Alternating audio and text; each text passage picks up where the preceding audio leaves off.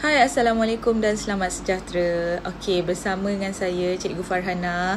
Okey, saya dah pun bekalkan dengan kamu video satu lagi sebelum ini berkenaan dengan bagaimana nak melukis sel haiwan dan sel tumbuhan beserta label. Okey, dan juga kita berkenalan dengan struktur sel haiwan dan sel tumbuhan kan. Okey, jadi sekarang ni kita nak tengok apakah fungsi setiap struktur yang berada dalam sel haiwan dan juga sel tumbuhan. Okey, kita boleh lihat gambar rajah di belakang ini. Okey, saya nak tunjukkan sel haiwan dulu. Saya suka nak tunjuk sel haiwan dulu. Kalau buku teks awak, dia akan tunjuk sel tumbuhan dulu.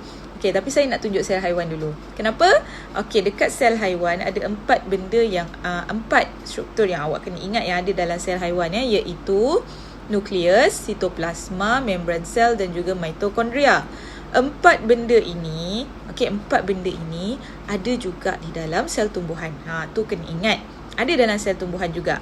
Cuma dekat sel tumbuhan dia ada ekstra lagi 3 benda yang awak kena ingat. Okey, itu kita tengok kemudian, okey. So sekarang kita nak lihat apakah fungsi setiap struktur tersebut. Okey, pertama sekali nukleus. Baik, nukleus ini dia ibarat, senang kata kalau kat sekolah, dia macam pengetua. Okey, dia mengawal, pengetua lah, kalau pengetua mengawal seluruh aktiviti sekolah. Tapi kalau nukleus, dia mengawal seluruh aktiviti sel. Maknanya semua aktiviti yang berlaku dalam sel tersebut dikawal oleh nukleus. Okey, dia macam apa orang kata? Macam otak lah kan, mengawal semua aktiviti dalam badan kita. So, nukleus ni dalam setiap sel ada nukleus kan. Jadi, setiap sel itu dikawal oleh nukleus masing-masing lah untuk aktiviti yang berlaku dalam sel tersebut. Okey, kedua, dalam nukleus adanya kromosom. Okey, kromosom ni terdiri daripada DNA. DNA. Kromosom ni terdiri daripada DNA.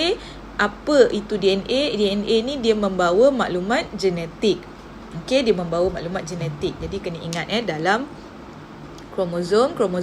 dalam nukleus ada kromosom. Okey, yang terdiri daripada DNA yang membawa maklumat genetik. Okey, kemudian adanya sitoplasma dalam sel haiwan. Okey, sitoplasma ni dia apa? Dia ni macam struktur dia punya, kita panggil apa, struktur dia lah, dia macam jelly tau. Dia macam jelly. Dia bukan pepejal, dia bukan cecair. Okey. Jadi dia bertindak sebagai medium tindak balas kimia berlaku. Maknanya semua tindak balas kimia dalam sel akan berlaku dekat sitoplasma. Okey. Jadi kemudian kita dalam sel haiwan juga adanya mitokondria. Mitokondria ni apa? Mitokondria ni dia menghasilkan tenaga untuk tindak balas. Okey. Dia menghasilkan tenaga, maknanya apa saja aktiviti-aktiviti yang berlaku dalam sel haiwan, dia memerlukan tenaga. Kan, semua benda perlukan tenaga. Jadi mana nak dapat tenaga ni? Daripada mitokondria. Okey, kemudian last sekali adanya membran sel. Okey, membran sel ni mengawal pergerakan bahan ke dalam dan keluar sel. Okey, membran sel ni dia hanya membenarkan sesetengah bahan sahaja melaluinya. Maksudnya kalau ada bahan yang dia tak perlukan, tak boleh nak ada bahan yang dia tak perlukan, tak boleh masuklah ke dalam sel. Okey, ada bahan yang perlu keluar, jadi akan keluar melalui membran sel. Faham Okey, sekarang kita pergi kepada sel tumbuhan. Okey, seperti yang saya cakap tadi kan, dekat sel tumbuhan ni ada 4 benda yang sama yang ada pada sel haiwan. Apa dia? Kita ulang balik. Nukleus, sitoplasma, mitokondria dan juga membran sel. Tapi ada 3 benda lagi yang awak kena tahu ada pada sel tumbuhan tapi tidak ada pada sel haiwan. Apa dia?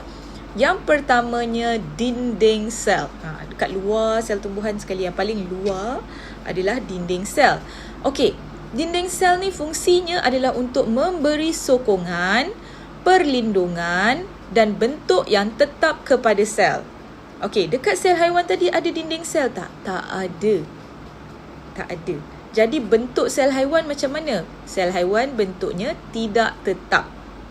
Sel tumbuhan bentuknya tetap sebab dia ada dinding sel. Ada dinding tau. Macam rumah awak, rumah bilik kita ada dinding kan? Ada kan? Tak adalah besok pagi kita masuk bilik kita ada jadi bentuk bintang. Besok masuk lagi bilik bentuk bulan pula. Tak ada. Sebab ada dinding jadi bentuknya tetap. Okey? Baik. So, memberi sokongan, perlindungan dan bentuk yang tetap kepada sel. Tolong ingat dia memberi sokongan juga kepada sel tersebut. Jadi sel tumbuhan ni dia tak pecah. Kalau sel haiwan dia boleh pecah tau. Kalau ada banyak sangat air masuk dalam sel haiwan boleh pecah. Tapi sel tumbuhan tak, sebab dia ada dinding sel. Okey. Kemudian, apa lagi yang ada pada sel tumbuhan tapi tak ada pada sel haiwan? Satu lagi. Vakuol tu yang awak nampak besar dekat belakang yang warna biru tu, namanya vakuol. Okey, apakah fungsi vakuol? Dia memberi sokongan kepada sel apabila dipenuhi subsel. Subsel tu apa? Subsel tu air dan juga nutrien. Iaitu nutrien lah, garam mineral. Okey. So bila sel itu dipenuhi dengan subsel, jadi vakuol ni akan memberikan sokongan lah. Maknanya dia akan keluarkan lah yang berlebihan itu dia akan keluarkan. Jadi itu fungsi vakuol. Okey, kemudian satu lagi yang memang special case iaitu kloroplas. Dalam kloroplas ada klorofil. Dekat buku teks awak tak tulis. Okey. Dalam kloroplas ada klorofil. Okey, klorofil inilah yang membolehkan tumbuhan melakukan proses fotosintesis. Okey, iaitu proses fotosintesis tu apa? Tak apa, yang itu kita belajar nanti maknanya apa? Tumbuhan tu boleh buat makanannya sendiri. Dia tak macam kita kan. Kita kena makan barulah sel-sel dalam badan kita tu dapat nutrien. Tapi tumbuhan tak perlu. Semua sel-sel dia, tak semualah. Nanti kan saya cakap semua pula. Okey, ada dekat pokok tu, ada dekat dalam daun tu. Dalam daun tu ada banyak jenis sel juga. Tapi dekat setiap daun memang ada sel yang boleh melakukan proses fotosintesis. Jadi dia tak perlulah macam kita kan nak kena makan dan sebagainya. Okey. So boleh faham kan? Okey. So ada apa-apa lagi kalau yang awak kurang jelas, awak boleh tanya saya. Kemudian berkenaan dengan fungsi setiap struktur yang berada dalam sel. Okey. So sekarang kita nak pergi tengok kepada perbezaan sel haiwan dan sel tumbuhan. Ini tadi saya dah pun terangkan. Okey, jadi awak boleh tengoklah buku teks awak ini. Okey, dia buat peta buih berganda berkenaan dengan persamaan dan perbezaannya. Okey, persamaan yang saya dah cakap ada 4 tadi kan. Yang tengah-tengah tu semua persamaan. Dua-dua ada nukleus, dua-dua ada membran sel, dua-dua ada sitoplasma, dua-dua ada mitokondria. Dan yang warna kuning itu adalah perbezaan antara sel haiwan dan juga sel tumbuhan. Telah pun saya jelaskan sebentar tadi.